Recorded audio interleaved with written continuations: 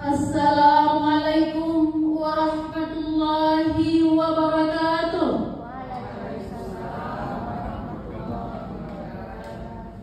Hamdan syukran lillah, salatan wa salaman ala rasulillah wa ala alihi wa sahbihi wa mawala. Puja dan puji, mari sama-sama kita panjatkan kehadirat Ilahi Rabbi yang telah memberikan kita umur panjang sehingga kita dapat duduk di tempat yang sederhana ini.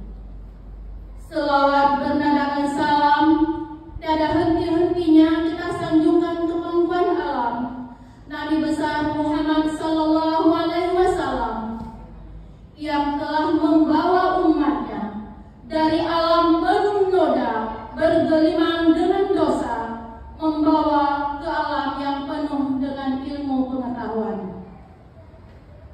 Yang saya hormati Bapak Kepala UPTD SMP Negeri 1 Gandapura, sosialisasi program kerja sekolah UPTD SMP Negeri 1 Gandapura tahun pelajaran 2023-2024 tanggal 30 Mei 2024. Untuk menghemat waktu dan acara kita, marilah sama-sama kita persilakan Bapak Kepala Sekolah untuk dapat memberikan sosialisasi tentang acara kita pada hari ini. Kepada Bapak Iswadi SPDI, dipersilakan.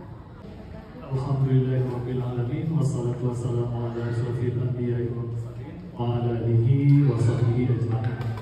Allahumma shalli ala sayyidina Muhammad wa ala sayyidina Muhammad. Puji syukur kepada Allah, selawat dan salam kita sanjung-sanjungkan ke Tuhan Nabi besar Muhammad sallallahu alaihi wasallam. Ya, gambaran umum. Jadi nama sekolah sudah jelas, UPTD SMP Negeri 1 Gandapura. Ini kalau nggak hafal ini biasanya repot ya. Setiap mau daftar pasti diminta NPS SN nomor pokok. Jadi 10 10 70 27. Akreditasi kita B. Ya, harapannya ke depan bisa A. Jadi untuk ke depan, jadi program kita itu kita akan menggunakan kurikulum Merdeka full. Artinya kelas 7, kelas 8 dan kelas 9 kita akan menggunakan kurikulum Merdeka. Tapi itu perlu juga kita komunikasikan dulu dengan pihak terkait. Artinya dalam hal ini dengan bidang PTK. Kenapa perlu? Karena kalau untuk kelas 7 dan kelas 8 itu sudah pasti ya, tidak ada nilai tawar lagi. Itu memang kita nanti akan menerapkan kurikulum Merdeka atau dengan istilah lain juga sekarang disebut dengan kurikulum nasional. Nah, ini ada konsekuensinya apa ketika kita menerapkan kurikulum Merdeka? Salah satunya yaitu mata pelajaran seni budaya dan prakarya itu sudah jadi opsional, artinya pilihan. Kalau kita pilih seni, maka prakarya dihilangkan. Kalau kita pilih prakarya, maka seni tidak ada. Ada nggak kata-kata tolong? Kalau ada kata tolong, oh ini orang ini sudah mulai ada karakternya. Kemudian kalau lewat depan orang, ada nggak dia bilang permisi? Kalau memang itu sudah dia lakukan, oh ini sudah mulai masuk. Kalau ada melakukan kesalahan dengan orang lain, ada nggak bilang maaf ya? Ada nggak bilang gitu? Kalau itu sudah dilakukan, maka karakternya sudah. Kalau diberi sesuatu, bilang apa? Terima kasih. Alhamdulillah, terima kasih. Tempat ini bisa dilakukan. Nah, ini orangnya berkarakter. Misi. Nah, misinya apa? Meningkatkan wawasan, pengetahuan, dan keterampilan siswa. Memiliki pengetahuan umum yang tinggi baik dalam bidang akademik maupun non-akademik. Mampu memandukan pengetahuan umum dan pengetahuan agama dengan baik. Ini bahasanya masih umum. Bahasa rincinya, kalau kita mau mengatakan meningkatkan wawasan, pengetahuan, dan keterampilan siswa, maka yang pertama kita lakukan tingkatkan dulu pengetahuan kita. Apa yang disediakan oleh pemerintah sekarang ada namanya PMF. Kita bisa belajar di produksi. Tingkatkan pengetahuan diri kita dulu, baru kita bisa meningkatkan pengetahuan orang lain. Programnya sederhana loh, ya. sudah disediakan di BMN. Semua sudah siap, komunikasikan dengan kepala sekolah. Tenaga pendidik dan kependidikan, kita ada 56 orang pendidik dan 14 orang dari tenaga kependidikan. Ini sudah luar biasa aset kita. 14 orang kependidikan. Pasti tidak ada satu dokumen pun yang tertinggal kalau segini orang kerjanya. Walaupun kenyataan di lapangan masih banyak perlu pelatihan, bimbingan. Kenapa? 14 orang, tapi yang bisa laptop kadang-kadang cuma 2 orang. Ya, jadi masih perlu pendampingan. Dan itu saya lakukan. Bukan hanya ngomong saja. Kita lakukan kemarin itu hanya ngomong setiap hari Kamis ya. Setiap hari Kamis atau hari Jumat, saya panggil guru-guru, termasuk Bu Waida, Bu Swaida kemarin itu. Ada Bu Ania juga ada masuk, ya, ke ruang saya latih. Oh, nggak bisa masalah buat soal, saya latih bagaimana. Lab IPA, lab komputer. Nah, ini dua lab ini dipimpin oleh satu kepala lab. Jadi jangan nanti dipikir begini. Oh Pak, kita ada 4 lab misalnya atau 3 lab. Ada lab IPA, lab komputer, kemudian ada lab bahasa.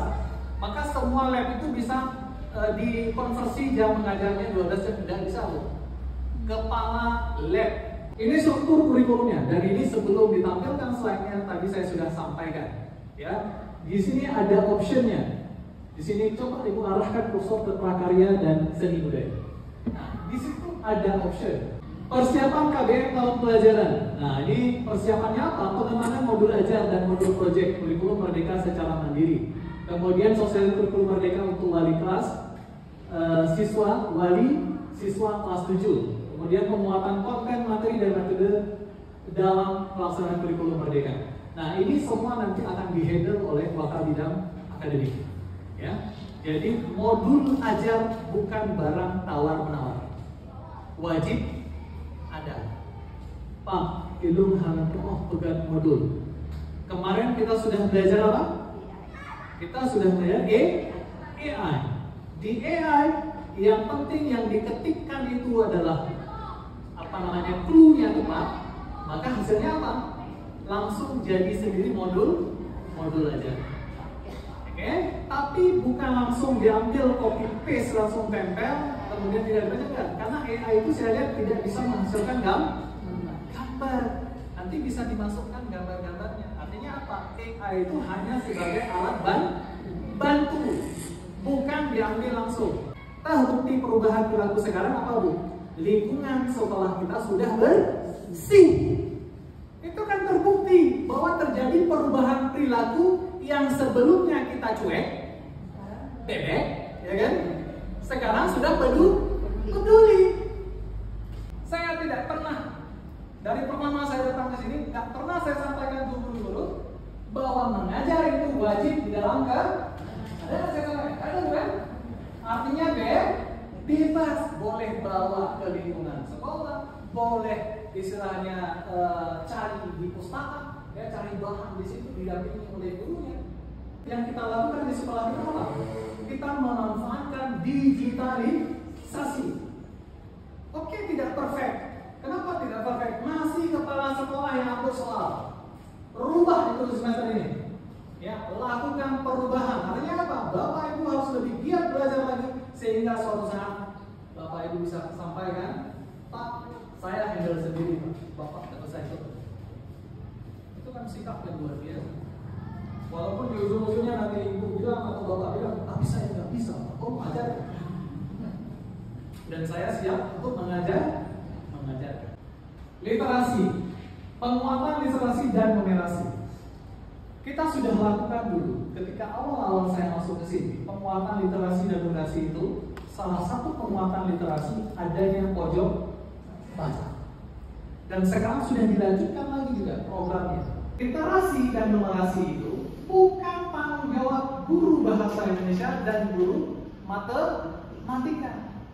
Karena yang diujikan di situ adalah literasi secara umum dasarnya. Jika ada literasi yang ditanya soal akan juga dirunut, belah sebutkan, belah jelaskan. Tapi buatlah soal yang ada dasar dia membaca dari teks yang dia baca baru muncul soal. Cukup nanti waktu lagi. Insya Allah anak akan terbiasa dengan literasi dan dia juga punya kemampuan moderasi. Jelas ya? Nah, ini program. Kegiatan rutin yang dilaksanakan untuk membiasakan sikap atau attitude yang baik dan merangkul kalimat. Oke, Senin pagi ada upacara kita lakukan. Kemudian yasinan di Jumat pagi itu kita lakukan. Dan kalau bisa sekali-sekali, bukan hanya di kelas, tapi kita lakukan di musola. Okay. Kemudian senam Rabu pagi itu juga kita lakukan. Ya. Kemudian literasi. Nah, literasi ini jadi catatan. Literasi harus dikembangkan lagi. Kemudian, nah ini ada gitu sih. Giat Sabtu Bersih ini luar biasa yang buat singkatannya. Gitu sih. Ya. Saya dulu hafalnya Batam dia. Ini memang kreatif sekali tim ya. Jadi timnya langsung gitu sih. Padahal mau ngomong untuk kepala sekolah gitu sih Pak. Ya kan? Oke. Jadi giat Sabtu Bersih. Dan bersihnya bukan hanya Sabtu. Harus selalu bersih. Kemudian OSM sudah kita lakukan kemarin dan hari ini juga sedang ikut anak-anak. Tim Pramuka sejak 2021 sudah terbentuk di SMP Negeri 1 Gandapura dan sebelum itu sudah ada koordinasi dengan kepala sekolah home visit. Home visit itu kunjungan, ya kunjungan ke rumah. Nah kalau masuk dalam program sekolah, semua wali kelas harus melakukan home visit. Kemudian kerjasama dengan warga sekolah, pendidik, tenaga kependidikan, strategi OSIS, dan komite sekolah. Kerjasama tokoh masyarakat. Nah, ini sudah saya lakukan sendiri dan sudah dilakukan oleh tim saya juga. Assalamualaikum warahmatullahi wabarakatuh. Waalaikumsalam warahmatullahi wabarakatuh. Di sini saya masih perlu pencerahan lebih jelas lagi Pak M.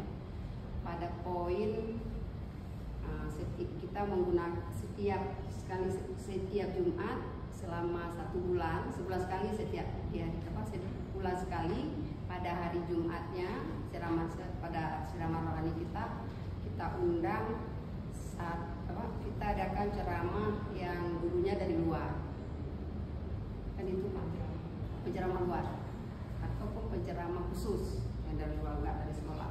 Nah, dengan cara yang berbeda, biasanya kita dengan Yasin. Nah, di sini apa boleh Pak, di samping penceramah luar, nah, kita tunjukkan anak-anak kita yang tampil berdasarkan imbas dari pelanggaran kedisiplinan sekolah. Nah, salah satunya adalah di saat kehadirannya yang tidak tepat waktu.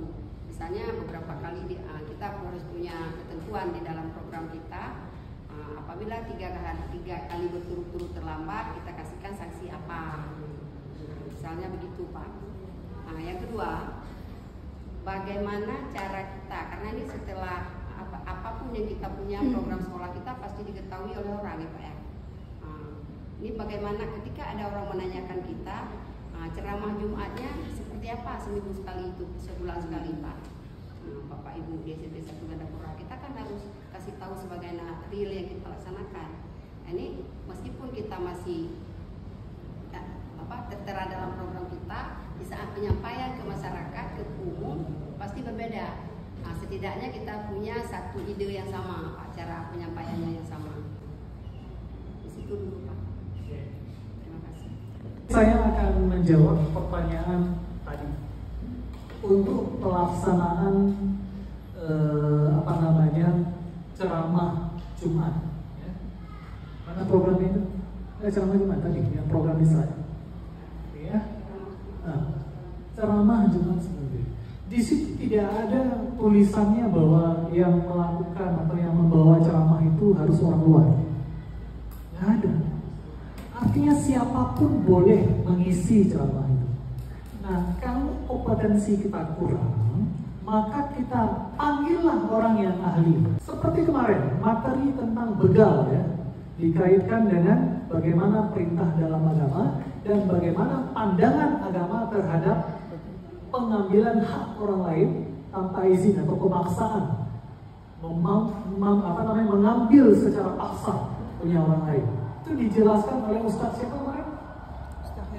Ustadz Khairul ya. Luar biasa beliau menyampaikan materinya sekaligus pakai PPT, dan itu saya lihat memang Ustadz modern itu. Ini sudah luar biasa. Maka kita sesuaikan lagi ya Bu. Jadi tidak mesti harus orang luar, kita sendiri pun bisa. Tergantung materi yang disampaikan kita kuasai atau tidak. Itu yang satu. Ya, masalah pelanggaran siswa ya. Nah itu tinggal kita fikkan lagi nanti. Kemudian ada satu buku, bukunya banyak ya, saya bilang satu buku tentang bullying. Ya. Dan di buku itu unik Bu, saya sudah baca. Yang di sebelah pertama itu untuk siswa. Kemudian kalau kita balik sebelahnya lagi, sampulnya itu untuk panduan untuk kita guru. Dan itu dibaca. Jadi kita biar tahu bagaimana mengantisipasi agar tidak terjadi bullying di sekolah, tidak terjadi perundungan. Rapor pendidikan ini bisa Ibu unduh semua di web rapor pendidikan dan Ibu bisa lihat semua. Ini bukan rahasia. Dan program yang kita buat ini minimal menyentuh dengan rekomendasi rapor dari pendidikan yang diberikan. Buka lewat rapor pendidikan, login dengan akun Belajar ID. Semua kita bisa melihat secara langsung, bukan yang dikirim ke kepala sekolah, tapi langsung dari nasional. Kepada Bapak Kepala Sekolah yang telah memaparkan tentang program kerja sekolah, semoga apa yang telah kita dengarkan dapat kita laksanakan dengan sebaik-baiknya, sehingga sekolah kita ke depan dapat menjadi lebih baik daripada hari ini. Saya pembawa acara mengucapkan terima kasih atas segala perhatian. Mohon maaf atas segala kekurangan. Wabillahi taufiq wal hidayah. Wassalamualaikum warahmatullahi wabarakatuh.